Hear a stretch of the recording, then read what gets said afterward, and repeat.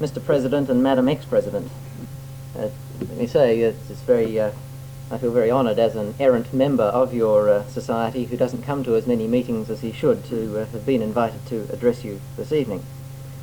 As Helen has said, I have just completed a book which Oxford University Press will be bringing out later this year, entitled Prime Ministers and Diplomats, The Making of Australian Foreign Policy, 1901 to 1949. And as the title implies, the book is about policy making rather than policy itself. There are two main themes that I'm dealing with. One is, why is it that when historians refer to early Australian foreign policy, they are almost invariably talking about the thoughts, actions and prejudices of the Prime Minister of the day, and very seldom referring to any other participant in the political process. And the second theme is, why did Australia take so long to form a Foreign Office and a diplomatic service, compared with, say, the other British dominions, Canada, South Africa and the Irish Free State? And in this paper I'd like to look at one aspect of that latter theme, one which has a particular South Australian interest. When people are asked to say when the Department of Foreign Affairs, as we now call it, was founded, the date usually given is November 1935, when the then Department of External Affairs was fully separated from the Prime Minister's department. The confused and confusing history of Australia's external relations before 1935 is generally dismissed briefly, often almost apologetically. And so it's not generally recognised, I think, that on three separate occasions before 1935, Australia came remarkably close to establishing a lasting, albeit embryonic, Foreign Office, under the direction of an official with many of the attributes necessary for a principal diplomatic advisor to the government of the day. I'd like to look very briefly at the first two instances before I come to the episode which gives the paper its title. There was a Department of External Affairs founded in 1901, in Executive Council Minute number 1 of 1st of January 1901. The department was abolished in 1916. But when historians have talked about that, they've generally followed a Canadian historian who was at pains to say that this department was not really a foreign office, it was just a department of territories and immigration. That's to some extent true, but I think it overlooks the degree to which the head of that department could act as the government's principal advisor on imperial and foreign affairs.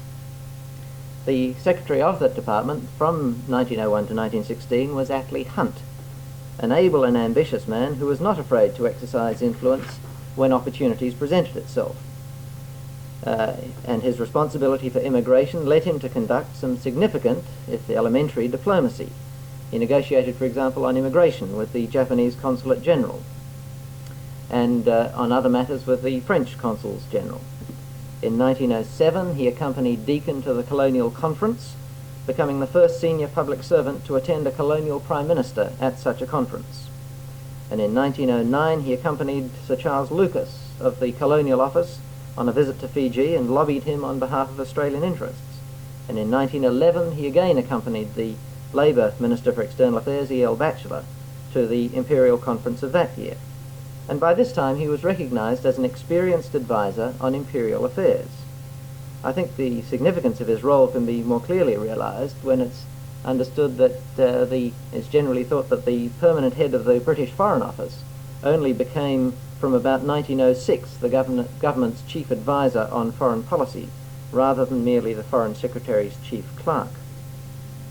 But two events conspired to restrict the influence of Attlee Hunt after the first decade. In 1911, a separate Prime Minister's department was formed, which meant that he no longer had direct access to the Prime Minister. And secondly, from 1908 to 1916, the Labour Party predominated in government, and they quite rightly regarded Hunt as essentially a Barton-Deakin man rather than a Labour man. You needn't think that political appointments to permanent heads of government departments are a factor of recent years. So by the time his department was abolished in 1916, his influence was very much on the wane.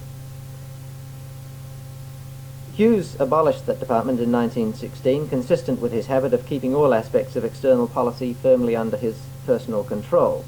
But while he was away, in London in 1918 and in Paris for the Peace Conference in 1919, an institution was founded, which some historians have said was an Australian Foreign Office.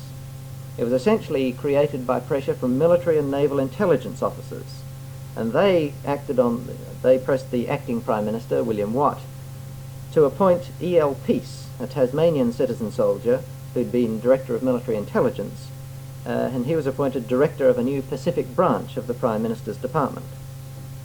For the next 20 years, the interval between two world wars, external affairs were generally regarded in Australia as a sort of civilian extension of defence intelligence, and it was men like Major Peace, Lieutenant Commander John Latham, Major R.G. Casey, Lieutenant Colonel W.R. Hodgson, and others, all with a background in military or naval intelligence, who were selected to play leading parts in Australia's tentative moves towards an independent foreign policy.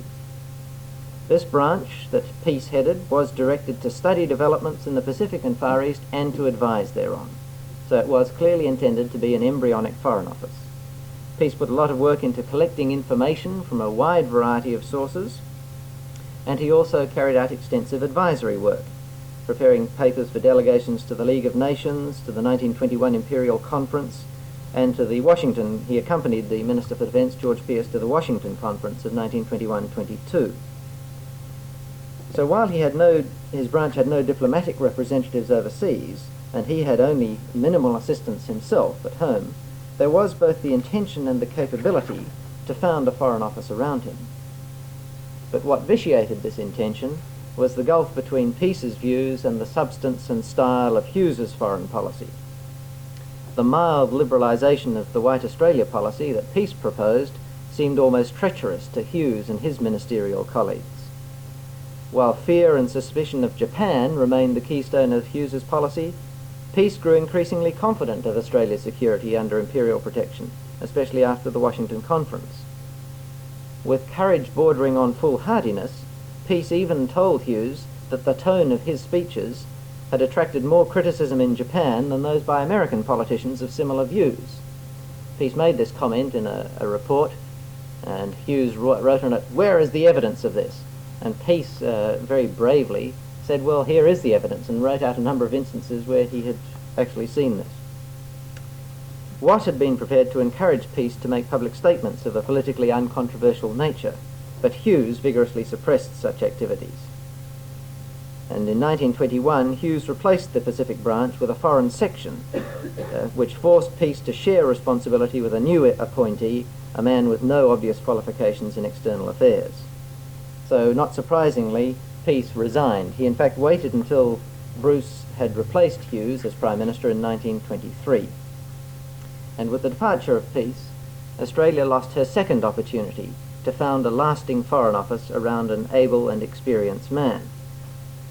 He had, I think, the inclinations and talents that would have made him a fine professor of international relations had such a position then existed in Australia. But what he lacked was the bureaucrat's instinct for self-preservation, especially the ability to create an organisation that would outlive political change. Above all, he lacked the good fortune of continuing political support. The branch, which was founded by William Watt in the absence of Hughes, could not long survive Hughes's return and William Watt's resignation. And although it was to the Bruce Page government that Peace submitted his resignation, most of the reasons for the failure of that Pacific branch can, I think, be traced to Hughes. So we come now to S.M. Bruce, who succeeded Hughes as Prime Minister in 1923. And some aspects of his solution to the question of how to administer Australia's external relations have been fairly well publicised in recent years.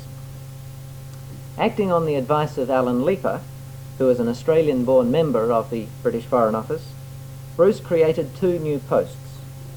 The first, to which R.G. Casey was appointed, was that of liaison officer in London, with the responsibility of keeping Bruce in touch with developments and trends of policy in the major Whitehall departments. The second, of equal status in the public service hierarchy, was in Melbourne, the temporary home of the Commonwealth Government, in what was nominally the Department of External Affairs, but which was often referred to as the External Affairs branch of the Prime Minister's Department.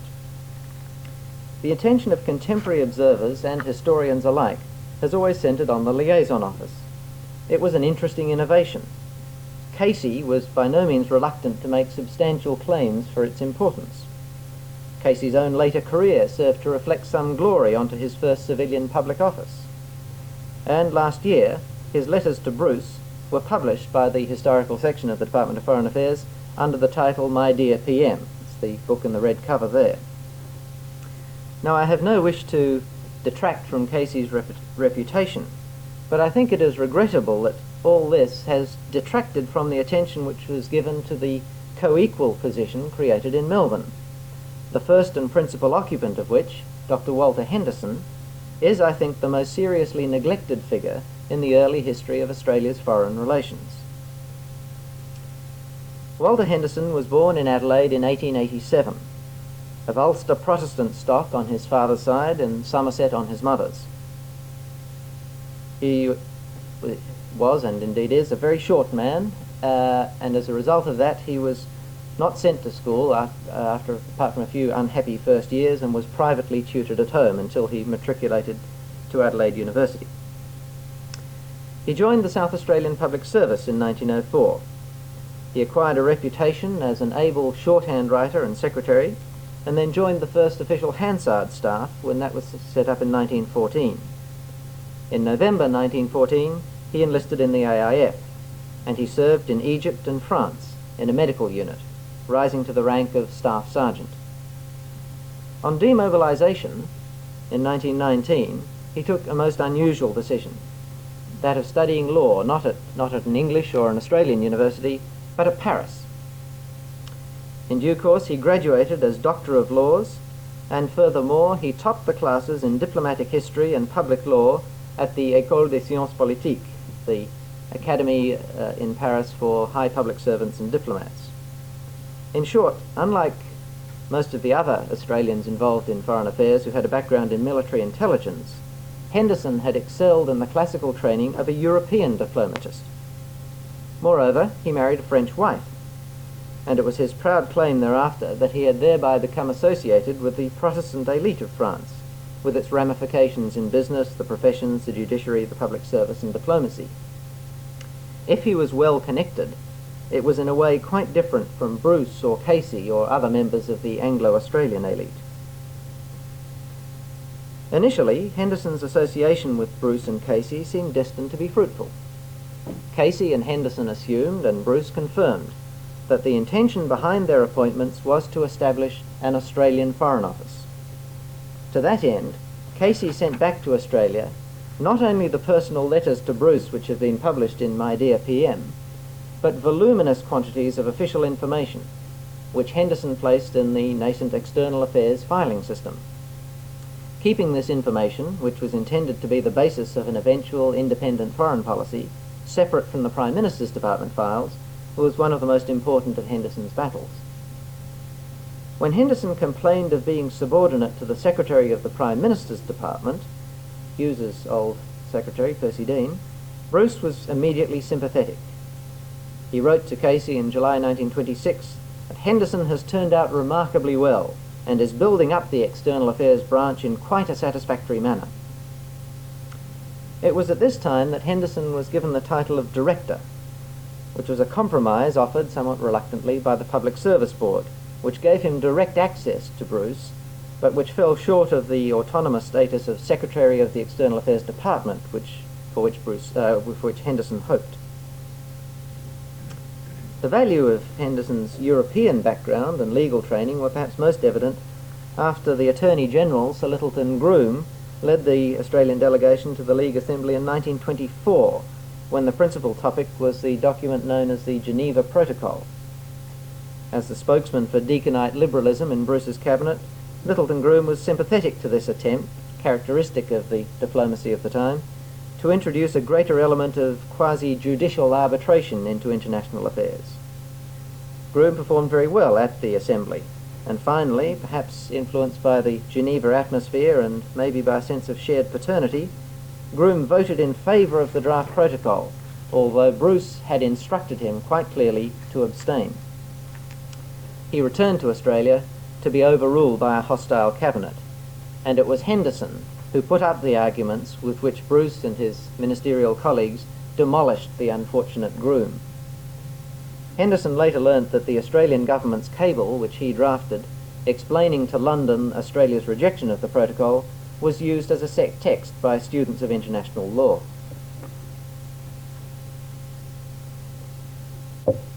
In 1927, Henderson and Casey exchanged places. Casey came back to be concerned with the implications of the change of the federal capital from Melbourne to Canberra, and Henderson trod the rounds of the Foreign Office, the Dominion's Office, and the Cabinet Secretariat, as Casey had previously done. His reports to Bruce and the diary that he wrote that year leave the impression of an active and businesslike officer with greater intellectual capacity, I would say, than Casey, but certainly with less personal charm. He was less optimistic than Bruce or Casey about the value of the system that had been created, the liaison officer system. He saw it as a very good way of keeping a Dominion informed on developments in British policy, but to influence that policy was quite another matter. Britain, for example, had just completed a major review of her policy towards China, quite without consulting the Dominions. Even with that background, Henderson was shocked when the British government broke off diplomatic relations with the Soviet Union while he was in London in 27, again without adequate consultation with the Dominions. It was typical of Henderson that he let both Bruce and the Foreign Office know that he thought that this was an unwise step, clumsily handled. While outwardly conservative in manner, he was by no means conventional. The sight, for example, of Australians flocking to London, eager to be received at court, or at least to attend a Buckingham Palace garden party, led Henderson to what he called the radical and revolutionary view that Australia would be better off as a totally independent country, forced to fend for herself, rather than to assume that the empire would always provide military and economic protection. While he was overseas, Henderson took particular interest in the structure of British, European and North American foreign offices, and when he came back he pressed with new enthusiasm for the expansion of external affairs into an Australian counterpart. His notes indicated that he hoped to attract Rhodes Scholars into the department, but not too many Oxford and Cambridge men. That he regarded classics and diplomatic history as the best training, but not too much political science. That despite his own record, he distrusted brilliant examination results as a guide to future performance, and that he also distrusted what he called the deliquescent liberal mind. As the first steps towards an Australian diplomatic service, he foresaw Australian counsellors being attached to British embassies in Washington, Tokyo, Paris, perhaps The Hague and even India, but not Rome or Berlin. Bruce was inclined to agree with Henderson that Australia needed to build up her diplomatic machinery, but a new obstacle was emerging. While his confidence in Casey steadily grew, there were increasing signs of dissatisfaction with Henderson. Bruce told Casey that there is no question but that he has considerable ability, but his tact and diplomacy seem to leave a good deal to be desired, and I'm not sure that his character is such as to really stir one's enthusiasm. Henderson was, indeed, inclined to assert opinion with a dogmatic, often abrasive certitude. I put that down to his being a French-educated lawyer. He could certainly be a most undiplomatic diplomatist, and he antagonized superiors and subordinates alike. Finally, in December 1928, Bruce told Henderson that he could no longer remain in control of external affairs. He must either join the Attorney General's Department, which had often consulted him on matters of international law, or leave the public service. To Casey, Bruce confirmed that his doubts related to Henderson's personality and his ability to administer what he hoped would soon become a larger and highly talented department. But faced with the difficulty of finding a suitable replacement and with domestic political problems, Bruce then relented and he allowed Henderson to stay. It was but a temporary reprieve. The loss of Bruce's confidence could not have been worse timed, for Henderson was by this stage deeply engaged in a strenuous battle to put the administration of external affairs on a more professional basis.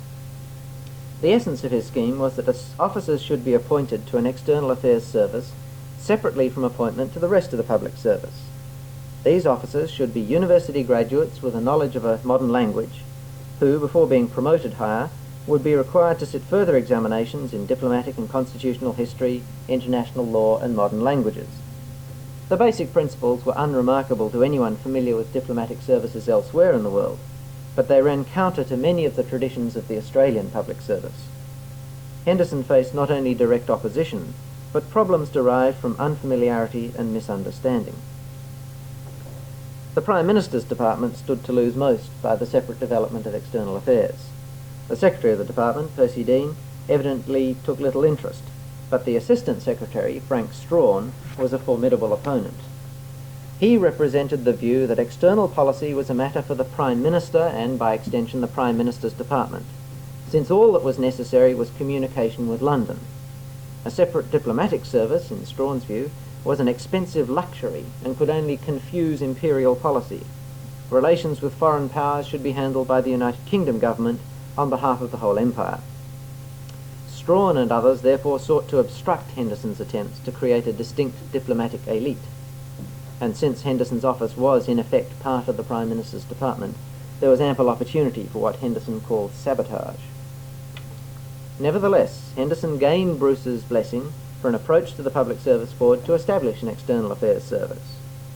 The board found much in this proposal that was new and alien, and for the next year, July 28 to June 29, Henderson fought for his scheme, exchanging long memoranda on principles and details with the chairman of the board, W.J. Skews.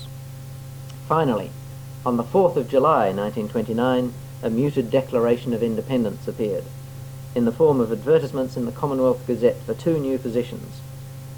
Henderson had sought titles that would emphasise the distinctiveness of this new service, but they were blandly designated Senior Clerk External Affairs and Clerk External Affairs.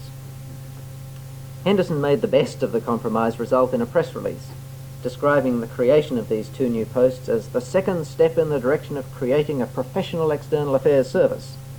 The first step, of course, being the appointments of Casey and himself in 1924. Applicants were required to be graduates in arts or law. The press statement continued, "A new avenue is thus opening out to Australian university men." The use of the masculine noun was deliberate. Female applicants were firmly told that diplomacy was no career for a woman.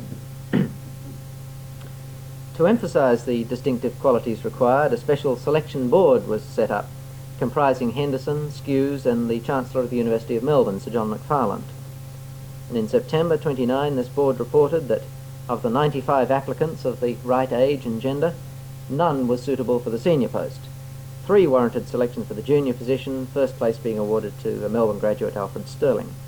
But by this time, the political crisis was sweeping all other considerations aside. Bruce announced that a general election would be held on 12th October, and he postponed any action on these new posts until after the election, which was constitutionally proper and politically wise, because the Labour Party and the Age newspaper had criticised these new positions, implying that in a time of economic crisis, jobs were being created for Bruce's protégés. To have made appointments on the eve of the election would have presented Labour with an electoral weapon. As you're undoubtedly aware, Bruce had the dubious distinction in 1929 of becoming the first Prime Minister to lose his own seat, and this had a devastating effect on the plans for external affairs. He had been the only minister interested and involved in these discussions between Henderson and the Public Service Board, and with him not only out of office but out of Parliament, Henderson and his small staff felt exposed and vulnerable. The new Prime Minister, J.H. Scullin, shared the Labour Party's general lack of interest in foreign relations and its suspicions of the motives behind the creation of the posts in London, Melbourne, and later Canberra. While he was not hostile to the work done by the External Affairs Office, Scullin took an ominously close personal interest in the appointment of a female records clerk, whose application Henderson had accepted after the official closing date. It appears that Scullin had his own candidate for that weighty position. There was also a profound contrast between Henderson's and Scullin's personal styles. Henderson later recalled that at their first meeting, Scullin came in and breezily said, "You'd call me Jim." Henderson, who was startled at such unwonted familiarity, stuttered, "Indeed, I am sometimes called Lord H," as indeed he was because of his generally superior manner. But after a start like that, Henderson felt amicable collaboration was impossible. In March 1930, Scullin commissioned a report on the work of the office from Maclaren, the Secretary of the Prime Minister's Department, and Elvins, an Inspector of the Public Service Board. And by choosing those two, Scullin ensured that the growing trend towards an autonomous department would be abruptly halted. Henderson's aspirations were doomed not only by opposition from the Labour Party, the Prime Minister's Department and the Public Service Board, but also by internal tensions. He and Casey had come to regard each other more as rivals than as colleagues. Casey's confidence that information could be given to the press in a way that Henderson thought was quite improper and rather dangerous was but one manifestation of their contrasting attitudes. By 1930, Henderson's subordinates were bitterly antagonistic towards him. They complained of procrastination, inefficient organisation, and an overbearing rudeness. And in interviewing members of the office, Maclaren and Elvins were embarrassingly well informed about these allegations. So their report was to the effect that the office should be brought firmly back into Maclaren's department. The office should comprise two sections, one to deal with League of Nations matters and the other of one officer to handle political matters. They left open the possibility that Henderson might hold this position temporarily, but they strongly hinted that it would be better to transfer him to Attorney General as an advisor on international law. They said the position of director should be abolished and the two sections placed under the Assistant Secretary of the Department. Most of those recommendations were adopted. The Attorney General's Department declined the offer of Henderson's services. He was therefore offered the choice of accepting the position dealing with political matters at a reduction of more than £200 in salary, or resignation. He chose resignation, but not before writing a vitriolic critique of the way in which he had been ousted. He contended that his removal was political, resulting from the change in government. Claiming that his work had gained the full and complete satisfaction of the Bruce Page government, and that his plans had had the approval of the Public Service Board and the Prime Minister's Department, he attributed his downfall to his opposition to public service trade unionism, to his initial appointment from outside the public service, and, with rather pompous circumlocution, to religious bigotry. In short, he believed that a Labour government in which Irish Catholics and ex-Catholics predominated was determined to rid itself of a conservative, European-educated officer of Ulster Protestant descent. Henderson seemed genuinely unaware, or perhaps he had merely forgotten, that Bruce had had very much less than full and complete confidence in him by 1929. You'll recall that in 1928 Bruce had said he'd had to go. It's unlikely that Henderson attached any significance to the intense personal hostility of his subordinates. Yet these, I think, as much as the political factors to which he referred, prepared the way for his downfall. The change of government allowed the Prime Minister's Department and the Public Service Board to remove an officer who, by their standards, was unorthodox, and to arrange the administration of external affairs in a way that suited their concepts of economy, efficiency, and Australia's role in world affairs. For all his undeniable faults, one cannot withhold all sympathy from Henderson, as the fall of a government on a domestic issue led to his ejection, virtually in disgrace, from the public service, when he had been so close to seeing the first fruits of his plans for an Australian Foreign Office and diplomatic service, with himself as the administrative head. So for the third time in as many decades, changes in political fortunes had aborted developments that could have led to the establishment of an autonomous Australian Foreign Office, under a man who had at least some of the necessary qualities. If Henderson's intellect and technical expertise could have been successfully allied to Casey's charm and diplomatic flair, with continuing support at the prime ministerial level, Australian diplomacy would have been placed on strong foundations. Instead, yet another period of uncertainty and half-measures ensued. Why? It's perhaps rash to generalise on the basis of just three examples, but I think it's clear that one common factor in the failure of these three attempts to establish a Foreign Office was political change, and especially changes in prime ministers. The Canadian, South African and Irish Foreign Offices were developed under lengthy prime ministerships. Sir Robert Borden and W.L. Mackenzie King in Canada, J.B.M. Herzog in South Africa, Cosgrave and De Valera in the Irish Free State. By comparison, Australia during the first third of this century seems to have changed its prime ministers with almost banana republic frequency. A partnership between Prime Minister and diplomatic advisor could not therefore survive long enough for an infant Foreign Office to establish itself securely in a government's administrative structure. And what of Walter Henderson? After his ejection by the Scullin government, Henderson went to London, where he practiced for many years at the bar, mainly in international law.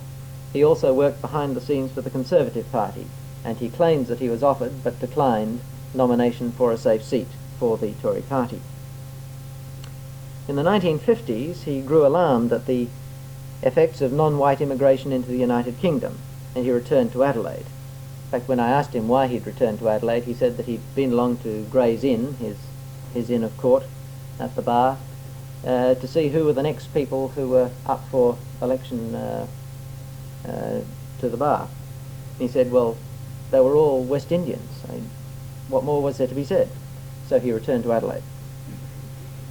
His years notwithstanding, he has since then been active on various public issues, most notably promoting the cause of the Ian Smith regime in what used to be known as Rhodesia, now Zimbabwe. And in fact, one of his many pamphlets on that issue is on the table out there. He is, I'm glad to say, still alive and well, living in Adelaide in his 95th year. Indeed, a couple of years ago, after some time as a widower, he married again at the age of 92. I think that's a tribute to the Adelaide water supply myself. And if you've noticed me nervously looking around the audience this evening, it's because I had a distinct fear that he might come along here to challenge me on what I've said. But he doesn't appear to be, so I think I'll leave it there. Thank you. Thank you very much indeed. A few minutes left for question time. Any questions that someone would like to ask? Yes, you did. The expeditions to the Antarctic, or Mawson's expedition, it's called the Banzari expedition, I think, from the initials, was one of the major things that the infant Department of External Affairs had to deal with in the late 20s. Casey had a lot to do in London with it, and also Henderson to some extent. I've always had the impression that Casey had more than Henderson, but that may be because, as I indicated earlier, Casey has always been much better at getting his efforts on the public record than Henderson ever was. And it is true that there is a mountain in Antarctica named after Walter Henderson. Yes, the government was a little worried that Mawson was too much of a scientist and not enough of a politician. Mawson, to his credit, I would think, was basically concerned with scientific exploration. But the Australian government, even then, was concerned to stake its claim. I can't give you many details on this. It's quite a long time, actually, since I've seen the documentation on all this. But I do recall that the government, Bruce, through Henderson and Casey, was concerned to get written into the instructions for that expedition that they should make sure that Australia's claim to the areas of the Antarctic that were explored were well established.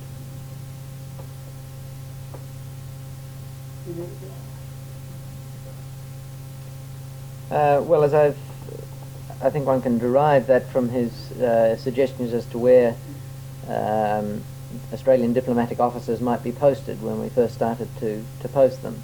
The idea that was abroad at that time as a sort of halfway house towards sending our own diplomats to fully independent legations was of attaching Australians to British embassies. And he thought, as did many others at the time, that one should start with Washington and Tokyo. He also suggested a couple of places in Europe, Paris, which would also be responsible for the League of Nations meetings in Geneva. So I think he had some understanding of that, and I was interested and to some extent quite surprised to read in his diary the sort of reactions that I briefly touched on in this paper, that he was very concerned that Britain was not taking adequate interest in the Dominions and in Dominion interests. And that's a recurrent complaint right throughout this century from Australian governments trying to get the British concerned with Australian fears out here.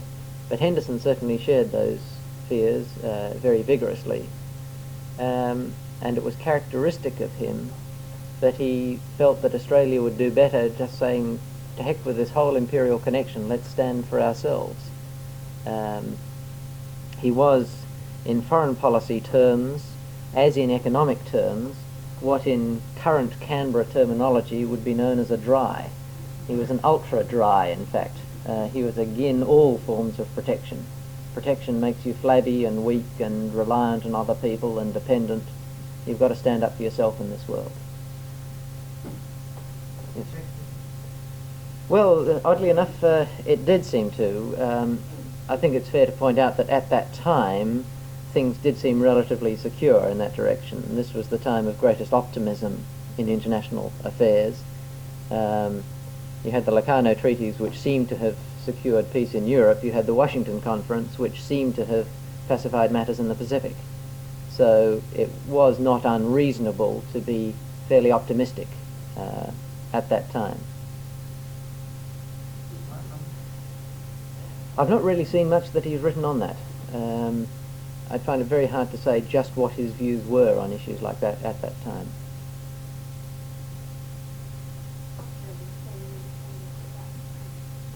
I think you have to recall what the Labour Party's attitudes were at that time. He was, remember this is Labour before H.V. Evatt, and the Labour Party at this time was in many ways just as tied to the empire, particularly in matters of foreign policy, as were the Conservative parties.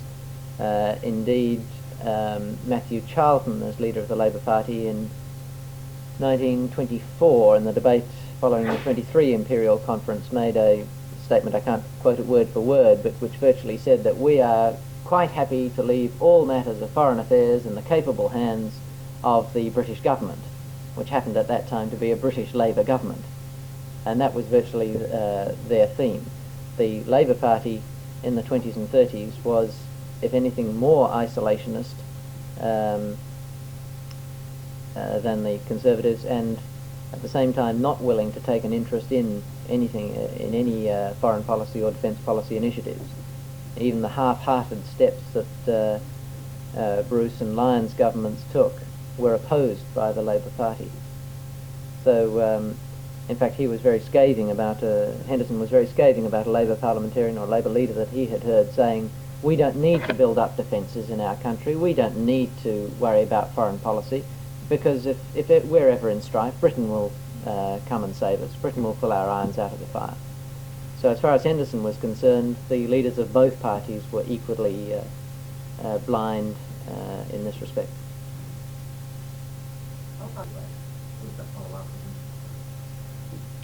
Well, that was a recurrent theme during this time. Henderson doesn't seem to... Imperialism and nationalism, it's such a big one, it's hard to know how to tackle that one. Henderson's primary concern throughout this time seems to have been this administrative one, the business of building up a separate diplomatic service and foreign office. I found very little that I'm aware of that shows direct, immediate interest on his part, as distinct from what he was doing on instructions. Just to be able to say what were his views on the Singapore base or the degree to which one could rely on Britain or matters of that sort. It comes through mainly by implication, as I say, in his disgust with Australians who were excessively prepared to rely on British protection, in his concern that Australia should build up the wherewithal that would enable it to conduct an independent foreign policy. Matters of that sort. It's partly, I think, that he shared the general feeling of the time that international affairs were relatively quiescent, so these were not pressing issues. Therefore, this was the time to build up this sort of administrative apparatus so that Australia could handle the issues when they became tougher again. One more question. I would just say that from what I've seen of his opinions, they are very interesting, very cogent in their way, but they proceed from an intellectual base which I think would be shared by relatively few Australians. they would certainly be diametrically opposed not only to anyone who remotely supported the Labour Party, but certainly totally anathema to the present Prime Minister. His views on African policy, for example, are about as opposite to those of Malcolm Fraser as one could possibly imagine. So I think you can draw your own conclusions from that. I might just say one final word, if I may. Reading his diary of 1927, as I did recently, I was intrigued to discover that he commented on the two main issues which were worrying the Foreign Office in 1927. The first was whether the Russians would move into Afghanistan, and the second was the importance of Poland as the keystone to European security. Tout ça change.